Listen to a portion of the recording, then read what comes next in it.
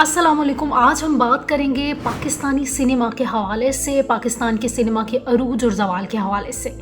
ابتدائی دور کی اگر بات کی جائے تو 1947 سے 1959 تک ابھی ہم بات کریں گے کہ کس طرح سے پاکستانی سنیما کا بلوم آیا اور کس طرح سے اس کا زوال آیا، اور پھر کس طرح سے وہ ایک سیاست کا نشانہ بن گیا اور کس طرح سے وہ ایک ہپوکریسی کا نشانہ بنا. اس تمام صورتحال کے اوپر ہم آج بات کریں گے. پاکستانی سنیما جو موسٹ نگلیکٹڈ ہے اس ٹائم پہ، ہماری ڈرامہ انڈسٹری کو جس طرح سے پوری دنیا کے اندر آن کیا جاتا ہے، اسی طرح ہماری اگر بات کی جائے فلم انڈسٹری کی تو یہ بڑا ایک بلوم تھا، لیکن سیاست کا نشانہ بن گئی. پاکستانی انڈسٹری نے جس طرح سے بلوم پکڑا 1947 سے 1959 تک، پاکستانی آرٹسٹ جو ایشیا کے اندر چھائے ہوئے تھے. بڑے سٹارز کی اگر بات کی جائے تو ان کے اندر وحید مراد، محمد علی، شبنم، نغمہ، اور بھی بڑے نام ہیں، ندیم، بابرہ شریف جو ہیں، یہ تمام جو ہیں بڑے نام تھے جو ایکٹرز کو ایشیا کے اندر مانا جا رہا تھا اور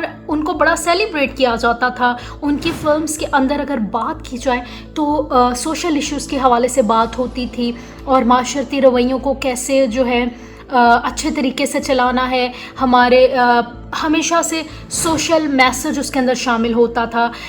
سوشل چینج کے اوپر بات کی جاتی تھی، عورتوں کے حقوق کے اوپر بات کی جاتی تھی، اور سب سے اچھی جو بات تھی کہ لوگوں کو جج نہیں کیا جاتا تھا. مائنورٹیز کے حوالے سے بڑا جو ہے اچھے طریقے سے ایشوز ریز کیا جاتے تھے اور مائنورٹیز کو ایکول ٹریٹ کیا جاتا تھا، اور ہر ایک بندہ جو ہے وہ انڈیویجول تھا. کوئی بھی کسی کو دوسرے کو تنقید کا نشانہ نہیں بناتا تھا. ایک بڑا بلوم تھا. لوگ بڑے خوش انڈسٹریز جو ہیں، میڈیا انڈسٹری کو انجوائے کرتے تھے، موویز دیکھنا چاہتے تھے، اور بالکل ایک گروپ کی شکل کے اندر جو ہے لوگ جو ہے اس کو سیلیبریٹ کرتے تھے، مسکراتے تھے اور بڑا خوش ہوتے تھے میڈیا انڈسٹری کے حوالے سے. اگر بات کی جائے تو ان کے ڈائریکٹرز کی تو حسن طارق، ایسے بخاری اور پرویز ملک اس کے اندر شامل تھے. ریاض شاہد بڑے ڈائریکٹر تھے، بڑا نام تھا ان کا. یہ بڑے سوشل ایشوز کے حوالے سے بات کیا کرتے تھے اور ایک بلوم تھا. اور تمام جو آرٹسٹ تھے وہ انٹلیکچوئلز کنسیڈر کیے جاتے تھے سوسائٹی کے اندر. ایک آرٹسٹ ہونا اور یہ جو ایکٹرز ہیں ان کو بڑی عزت کی نگاہ سے دیکھا جاتا تھا، کیونکہ یہ معاشرتی چینج کے اوپر بات کرتے تھے. لمیٹڈ وسائل ہونے کے بعد بھی جس طرح سے انڈسٹری کے اندر جو ہے معاشرتی چینج کے حوالے سے ایکٹرز کام کرتے تھے، آرٹسٹ کام کرتے تھے، ایک بڑا بلوم تھا. اس کے اگر چینج کے حوالے سے بات کی جائے تو 1970 میں پی ٹی وی آنے کے بعد سے جو ہے چینج آنا شروع ہوا، اور پی ٹی وی پہ دیکھا جانے لگا کہ کس طرح سے اسٹیٹ کا پروپیگنڈا اس پہ دکھایا جانے لگا، اور تمام پی ٹی وی پہ جتنا بھی کانٹینٹ تھا اس کو جو ہے بالکل جو ہے نا کنٹرول کر دیا گیا تھا، اور عوام کی جو سوچ ہے اس کو ایک کنزرویٹو سوچ بنایا جا رہا تھا. مذہب کے نام کے اوپر تمام معاشرے کو اپنی لپیٹ میں لیا جا رہا تھا، لیکن اس کے پیچھے ایک پولیٹیکل ایجنڈا شامل تھا. ایک پولیٹیکل ایجنڈا نے جس طرح سے معاشرتی رویے بدل دیے، جس طرح سے پورا ایک کلچر اپنے لپیٹ میں لے لیا، اور پاکستان کا جو زوال ہے، پاکستان کی انڈسٹری کا جو زوال ہے وہ شروع ہو گیا. اور پاکستان کا بھی اگر زوال کہا جائے تو برا نہیں ہوگا. ضیاء رجیم جب آیا تو پاکستان کا زوال بری طرح سے سٹارٹ ہو چکا تھا. 1977 سے 1988 تک ضیاء نے جو کنٹرول کر دیا اور اسلامائزیشن کا جو ہے ایک نعرہ لگا کر تمام چیزوں کو کنٹرول کرنا شروع کر دیا، اور انڈسٹری میں تمام ایکٹرز کو بین کرنا شروع کر دیا، اور لمیٹڈ کر دیا عورتوں کے رولز کے اوپر. اور جتنی بھی معاشرتی چینج کے حوالے سے ہماری جو آرٹ تھی، ہمارا جو کلچر تھا، ہماری جو سٹوریز تھیں، ہماری جو پوری ایک سوشل چینج تھا، اس کو ضیاء نے آ کر مکمل طور پر کنٹرول کر لیا. لوگوں کے مائنڈز کنٹرول کر لیے. اتنا بین کر دیا گیا انڈسٹری کو کہ جتنی بھی فلم انڈسٹری کی سٹوریز ہوتی تھیں ان کو ضیاء جو ہے ایک سینسر بورڈ سے گزارتا تھا. ضیاء جہاں پہ رہتا تھا وہاں پر اس نے جو ہے سینسرشپ بورڈ قائم کیا ہوا تھا، جہاں پر اسٹیٹ کنٹرول صرف کانٹینٹ جو ہے وہی موویز میں چلایا جانے لگا، اور تمام کی تمام جو ثقافت ہے اس کو کنٹرول کر لیا گیا.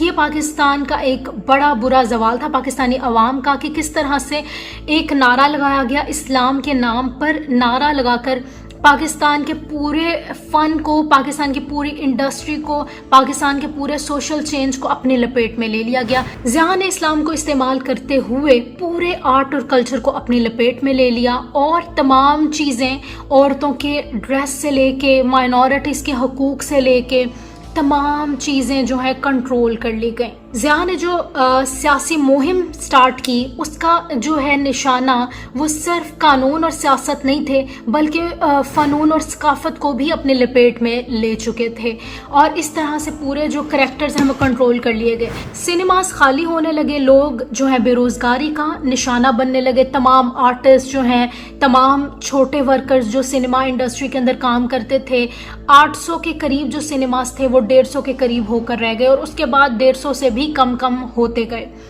تمام جو چھوٹے ورکرز تھے ان کا بے روزگار ہونا جو ہے ایک سوالیہ نشان تھا تمام معاشرے کے اوپر، کیونکہ جب پالیٹکس نے آرٹ کنٹرول کر لی تو چھوٹا طبقہ بے روزگار ہونا شروع ہو گیا.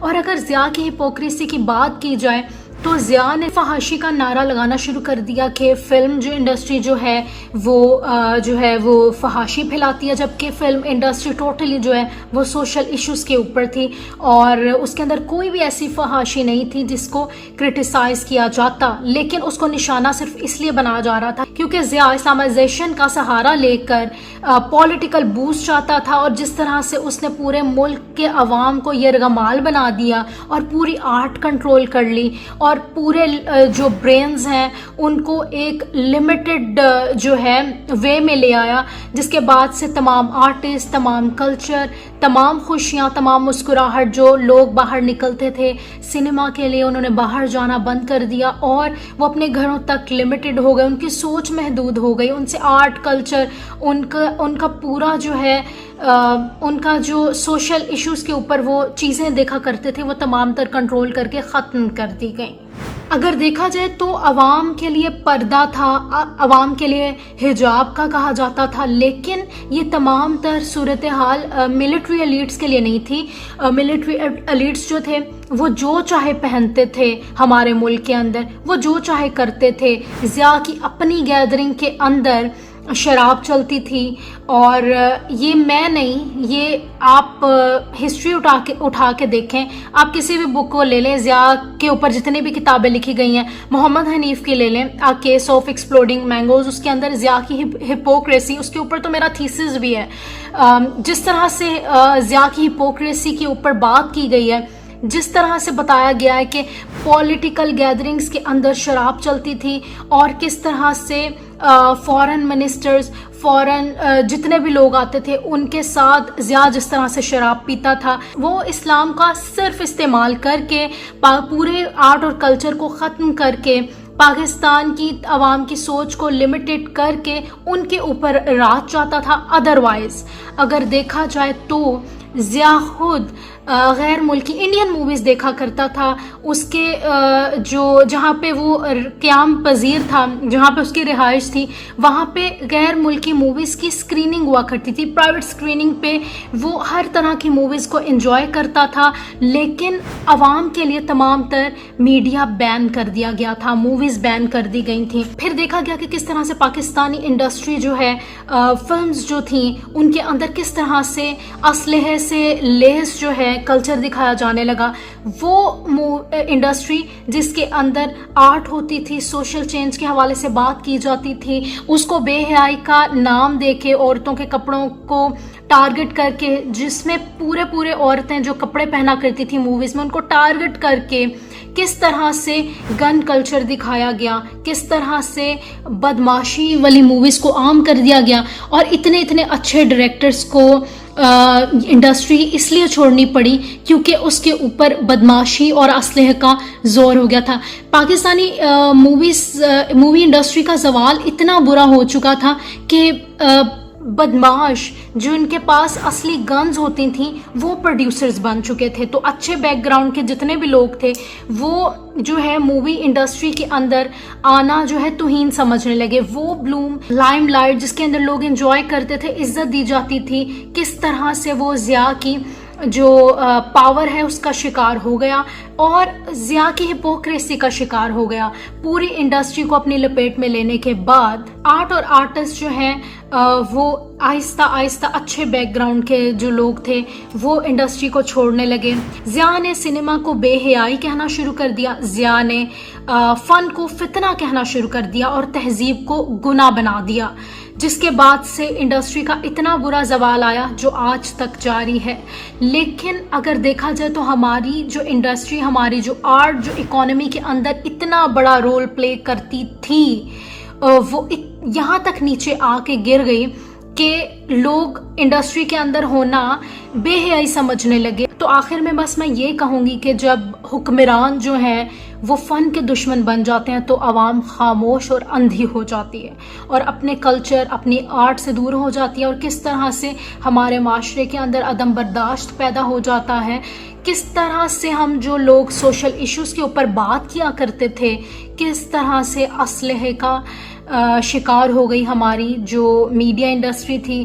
ہمارے لوگ جو سنیماز میں جا کے ہنستے تھے، مسکراتے تھے، ان سے ان کی مسکراہٹیں چھین لی گئیں. اور یہ ایک جو ہے عامر ضیاء نے کیا اور ہمارے ملک کے اوپر اتنا برا ڈپریشن مسلط کر دیا، اتنی گندی ہپوکریسی مسلط کر دی کہ لوگ فن اور آرٹ کو گناہ اور بے حیائی سمجھنے لگے اور اسلحے کے کلچر کو پرموٹ کیا جانے لگا. یہ وہی ضیاء ہے جس نے امریکہ سے ڈالرز لے کر ہمارے نوجوانوں کو اسلحے سے لیس کیا تھا. Thank you.